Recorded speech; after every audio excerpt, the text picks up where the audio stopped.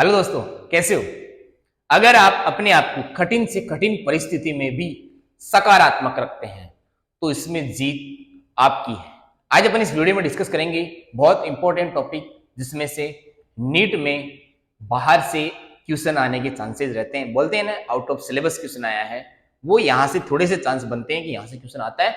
लेकिन रिसेंटली जो 2-3 साल है उसमें ऐसा देखा गया कि कहीं पे भी बाहर से क्वेश्चन नहीं है, लेकिन यहाँ से चैप्टर में बिटवीन लाइंस जो क्वेश्चन पूछते हैं वहां पे एक स्टूडेंट फंस जाता है। तो यहाँ पे सारे कॉन्सेप्ट को अपन ध्यान में रखते हुए चलेंगे, इसलिए चैप्टर पढ़ना बहुत जरूरी है।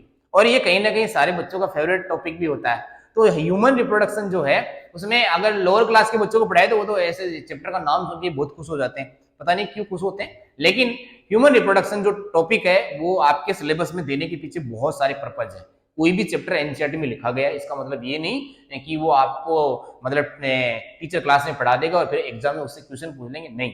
वो चैप्टर देने के पीछे रीजन है कि आप जिस लेवल पे है उसमें आपकी इस लेवल तक अंडरस्टैंडिंग होनी चाहिए, आपकी समझ यहाँ तक होनी चाहिए। तो इस चैप्टर की मैं समझ लेता हूँ, एक समझ क्या, इसका एक ओवरव्यू लेता हूँ, इसका आउटलाइन मैं देखता हूँ कि इस चैप्टर में क्या क्या चलता है। तो इस चैप्टर को अपन किस तरीके से पढ़ते हैं देखना। सेक्सुअल रिप्रोडक्शन जो है उसे अपन अलग अलग फेजेस में पढ़ेंगे। पहले फर्टिलाइजेशन होगा। फर्टिलाइजेशन का मतलब दो गैमेट का फ्यूजन होगा। उससे पहले क्या होता है, तो फर्टिलाइजेशन से पहले प्री फर्टिलाइजेशन इवेंट्स होगी, जिसमें अपन बात करेंगे gametogenesis, gamete formation of gamete formation का मतलब होता है कि मेल में कैसे गैमेट बनते हैं और फीमेल में कैसे गैमेट बनते हैं। उससे पहले मेल और फीमेल की बॉडी एक सेक्सुअली मैच्योर होती है। सेक्सुअल रिप्रोडक्टिव पार्ट उसमें क्या होते हैं, वेल डेवलप होते हैं, मैच्योर होते हैं। उसके बाद में गैमेटोजेनेसिस वहां पे हो रही होती है। अब उसकी अलग अलग फेजेस जो मैं आपको बताऊंगा कि oogenesis कब स्टार्ट होता है, स्पर्मेटोजेनेसिस कब स्टार्ट होता है। लेकिन यहाँ पे अपन एक ओवरव्यू के बारे में बात करेंगे। तो यहाँ पे बोलेंगे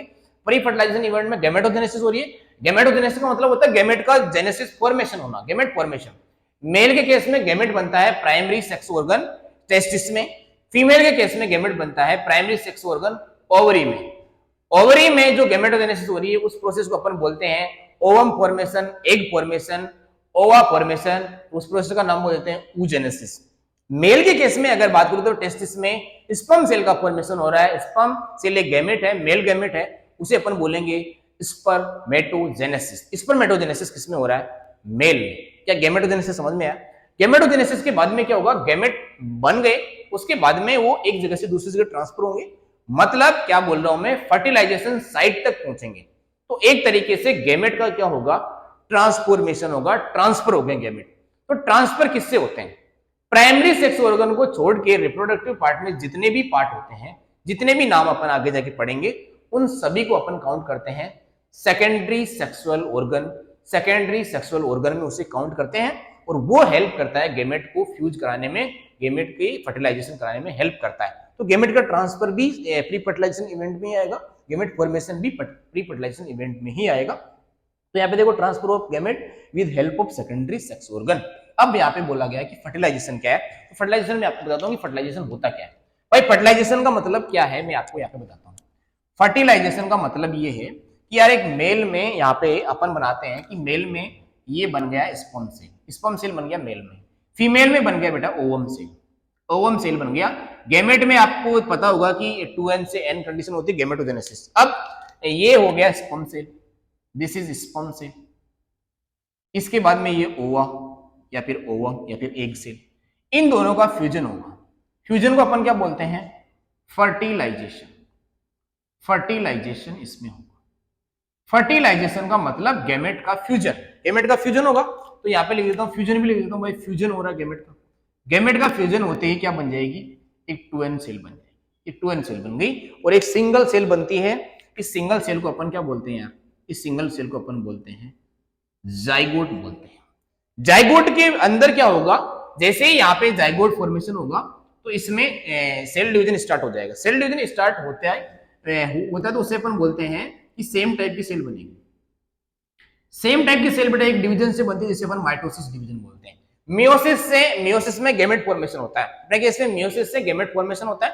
माइटोसिस से बॉडी की रिपेयरिंग होती है, सेम टाइप की सेल बनती है, सेल का नंबर बढ़ता है और आपकी बॉडी की ग्रोथ होती है और रिपेयरिंग होती है ऐसे। और ऑर्गन का रिप्लेसमेंट करना है, किसी सेल को रिप्लेस करना है, तब भी आपकी सेल में क्या हो रहा होता है, माइटोसिस होता है। तो यहाँ पे अपन ग्रोथ बोलते हैं। तो ग्रोथ में क्या हो रहा है, एक सेल एक सेल क्या करती है, एक सेल 2 सेल बनती है, 2 सेल से 4 सेल बनती है, 4 सेल से 6 सेल, 6 नहीं 8 सेल बनती है, 4 सेल से 8 सेल बनती है और 8 से 16 सेल बनती है। ये सेल ऐसे अपने नंबर बढ़ाती चली जाती है। अब मेरे को ध्यान से सुनना, यहाँ पे माइटोसिस में होता है क्या यार, ये जो जाइगोट होता है इसकी साइज नहीं बढ़ती।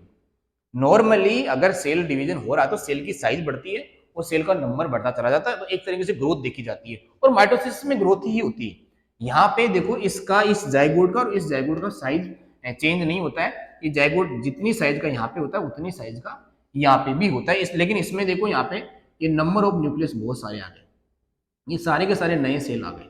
ये नए सेल को अपन यहाँ पे मल्टी सेलुलर जैसी कंडीशन बन गई। यहाँ पे तो एक ही सेल थी। ये जो डिवीजन, इस ऐसे माइटोसिस को अपन बोलते हैं जिसमें साइटोप्लाज्मा कंटेंट सेम रहता है, नंबर ऑफ न्यूक्लियस बन जाते हैं ज्यादा, सेल का नंबर बढ़ता है लेकिन सेल का साइज उतना ही रहता है। ऐसे माइटोसिस को अपन क्लीवेज बोलते हैं। क्या बोलते हैं इसे? ऐसे माइटोसिस को अपन क्लीवेज बोलते हैं। क्लीवेज, ऐसे माइटोसिस को अपन क्लीवेज बोलते हैं। तो क्लीवेज क्या है? ऐसा माइटोसिस जिसमें साइटोप्लाज्मा कंटेंट सेम रहता है, सेल का नंबर बढ़ता चला जाता है, सेल मास का साइज सेम रहता है। ये बन गया है एम्ब्रियो। ये क्या बन गया? एम्ब्रियो। ये एम्ब्रियोजेनेसिस चल रही है। इस प्रोसेस को अपन क्या बोलेंगे? एम्ब्रियोजेनेसिस। ये एम्ब्रियोजेनेसिस, ये एम्ब्रियो फॉर्मेशन का काम चल रहा है। एम्ब्रियो बन रहा है। एम्ब्रियो में बहुत सारी सेल की स्टेजेस आएगी। जिसे पहली स्टेज होती है उसमें जैसे 8 से 16 सेल कंडीशन अपन पढ़ेंगे, जिसे अपन बोलेंगे मोरूला। तो यहाँ पे ऐसी स्टेजेस बनती है, मोरूला, मोरूला, फिर बनेगी ब्लास्टूला, ब्लास्टूला, फिर बनेगी गेस्ट्रूला, ब्लास्टूला, गेस्ट्रूला कंडीशन ऐसे बनती है। तो मोरूला, ब्लास्टूला, गेस्ट्रूला, इसमें सेल का नंबर बढ़ते हुए चला जाता है। यहाँ पे 16 टू ये 18 टू 16, फिर यहाँ पे 32 से 64, फिर यहाँ पे 64 से ज्यादा सेल का नंबर बढ़ता चला गया। ये गेस्ट्रूला कंडीशन है। गेस्ट्रूला कंडीशन के बाद में आपकी बॉडी में ये इस तरीके, जैसे ये जाइगोट है, इस जाइगोट में सेल मास क्या करती है, इस तरीके से ऐसे अलग अलग लेयर बनाती है। ऐसे इसे अपन क्या बोलते हैं? इसे अपन एम्ब्रियोनल लेयर बोलते हैं। तो एम्ब्रियो में जो लेयर बनती है एम्ब्रियोनल लेयर बोलते हैं। जर्म लेयर भी इन्हें अपन बोलते हैं। ये जर्म लेयर ऐसे यहाँ पे बनती चली जाती है। ये सेल का नंबर है। सेल के नंबर के बेस पे यहाँ पे अलग अलग स्टेजेस को सेल के नाम पे या फिर सेल के नंबर के बेस पे अलग अलग स्टेज बताएगी। इसे अपन मोरूला, ब्लास्टूला, गेस्ट्रूला कंडीशन बोलते हैं। इसके बाद में क्या होता है बेटा? इसके बाद में गेस्ट्रूला में क्या होता है? गेस्ट्रूला में एक प्रोसेस जिसे अपन बोलते हैं मोर्फोजेनेसिस। क्या बोलते हैं? मोर्फोजेनेसिस। मोर्फोजेनेसिस का मतलब होता है कि जो फीटस का डेवलपमेंट होगा उसकी मोर्फोलॉजी पहले डिसाइड हो जाती है। मोर्फोलॉजी का मतलब क्या होता है? अपन बाहर से कैसे दिखेंगे, इसकी शकल कैसी होगी, शकल सूरत कैसी होगी, बॉडी का स्ट्रक्चर कैसा होगा, कौन सा ऑर्गन किस तरीके से अरेंज होना, इसे मोर्फोजेनेसिस बोलते हैं। मोर्फोलॉजी कैसे होगी उस फीटस की, तो ये प्रोसेस चलती है ये गेस्ट्रुलेशन में मोर्फोजेनेसिस। मोर्फोजेनेसिस के बाद में क्या होगा? मोर्फोजेनेसिस के बाद में होगा ऑर्गेनोजेनेसिस। क्या होगा? ऑर्गेनोजेनेसिस। ऑर्गन्स कब, कैसे और कौन सा बनना है। जैसे मैं तुम्हें बोलता हूं कि सबसे पहले बनने वाला जो ऑर्गन है वो है ब्रेन, और उसके बाद में सबसे पहले फंक्शनल होने वाला जो ऑर्गन है वो है हार्ट सेल। तो ऑर्गन कब बनने हैं, कैसे बनने हैं, ये भी यहाँ पे डिसाइड होता है। ये जर्म लेवल में सब में डिसाइड होता है। तो इस तरीके से सेल का स्टेजेस चलता जा रहा है। मोर्फोजेनेसिस हुई, ऑर्गेनोजेनेसिस हुई, और उसके बाद में क्या बन जाता है? उसके बाद में एक फीटस बन के तैयार। फीटस जब पूरा फॉर्म हो जाता है, वेल डेवलप्ड फीटस बन जाता है, उसके बाद में एक प्रोसेस चलती है जिसे अपन बोलते हैं कि ये हो, यहाँ पे पार्चुरेशन होता है। पार्चुरेशन, पार्चुरेशन, पार्चुरेशन प्रोसेस को अपन लोकल लैंग्वेज डिलीवरी बोलते हैं और बर्थ हो जाता है। इसके बाद में ये जो फीटस है, इस फीटस को अपन बोलते हैं इन्फेंट। क्या बोलते हैं इसे? इन्फेंट बोलते हैं।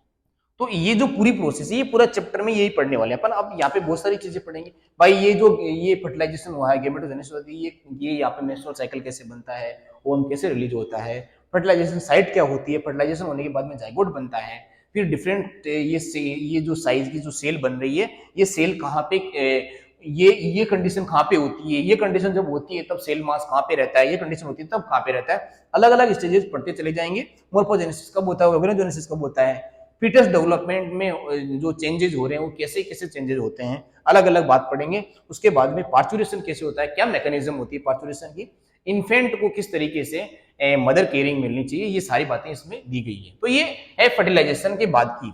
अब फर्टिलाइजेशन होने के बाद में जितने भी इवेंट है जिनके बारे में अपन ऐसे थोड़ा एक्सप्रेस करके पढ़ेंगे। तो ये होता है यहाँ पे फर्टिलाइजेशन का ओवरव्यू। तो ये प्री फर्टिलाइजेशन, फर्टिलाइजेशन और पोस्ट फर्टिलाइजेशन इवेंट में क्या है। अब यहाँ पे एक सिंपल सा कॉन्सेप्ट चलता है कि ये जो जर्म लेयर है, ये जो मैंने जर्म लेयर बनाई, जैसे अपन आउटर मोस्ट लेयर को क्या बोलेंगे, एक्टोडर्म, फिर ये मीजोडर्म, ये मीजोडर्म और ये एंडोडर्म।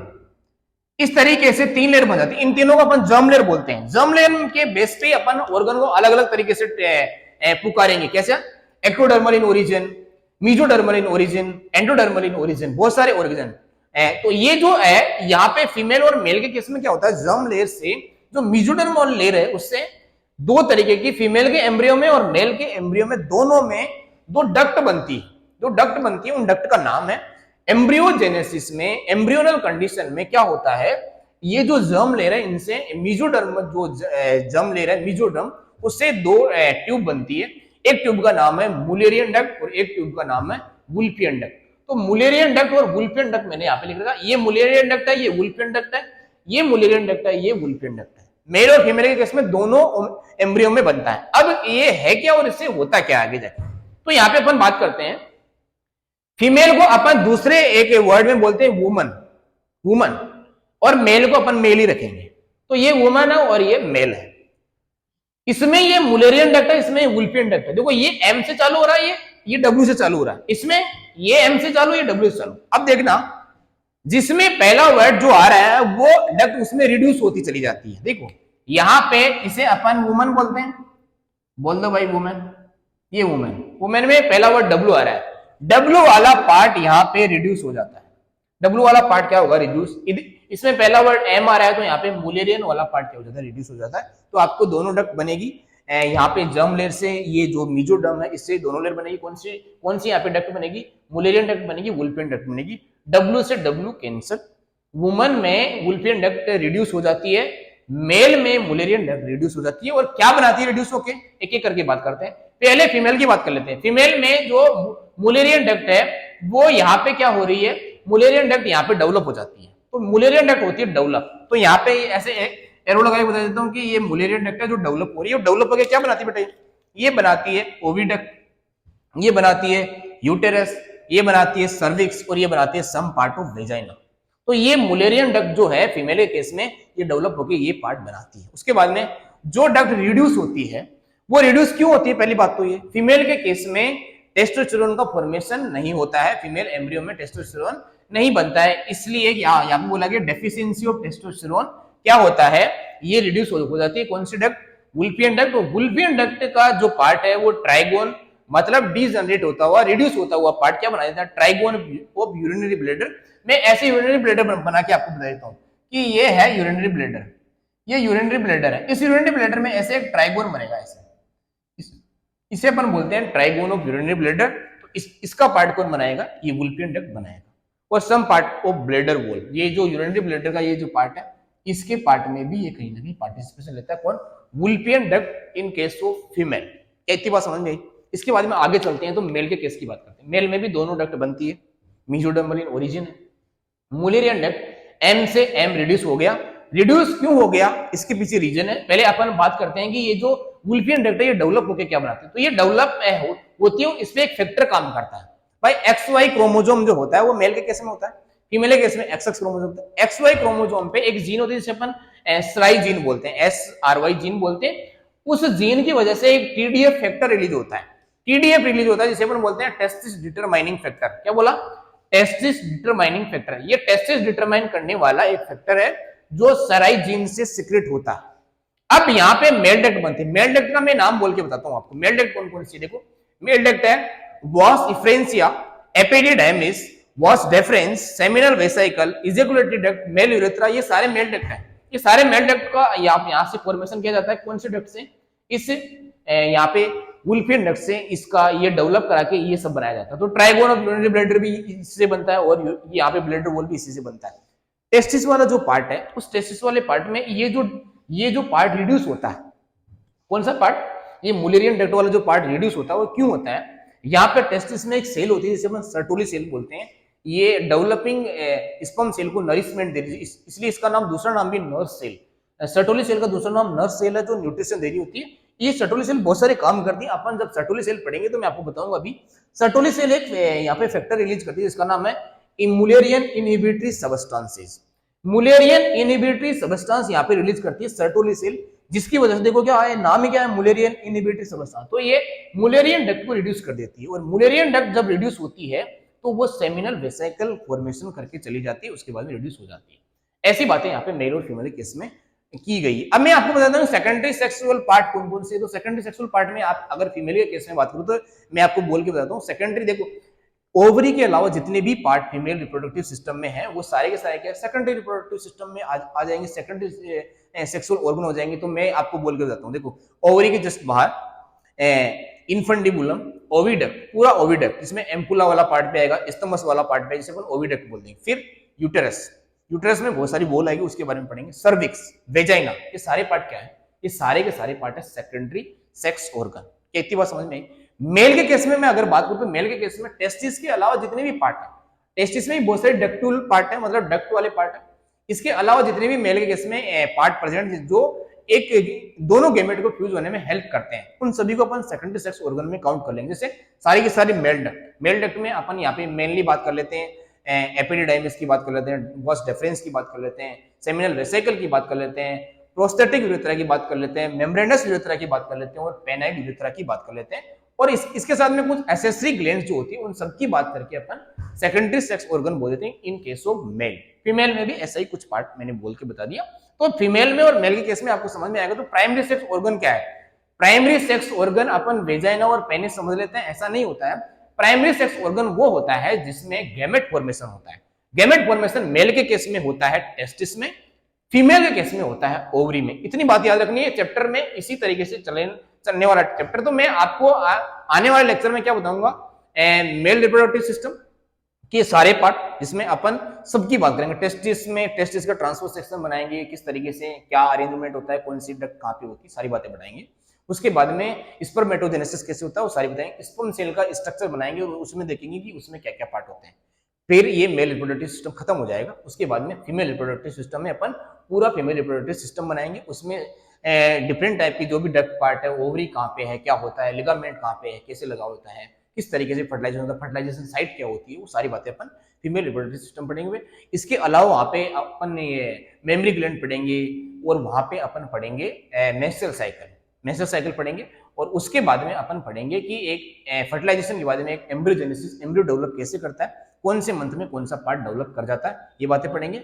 और लास्ट में अपन पढ़ेंगे पार्चुरेशन, और पार्चुरेशन जब पूरा होगा उसके बाद में डिलीवरी, मतलब पार्चुरेशन मतलब डिलीवरी, और डिलीवरी के बाद में जो डिलीवरी होगी उसके बाद में इन्फेंट ने जो जन्म लिया है, मतलब बर्थ जो हुआ, उसके बाद में पोस्ट नेटल केयर कैसे करते हैं अपन, मतलब मदर को किस तरीके से एक बच्चे का लालन पालन करना चाहिए, ये सारी बातें इस लेक्चर में या फिर इस चैप्टर में अपन पढ़ने वाले। Okay, all the best, thank you.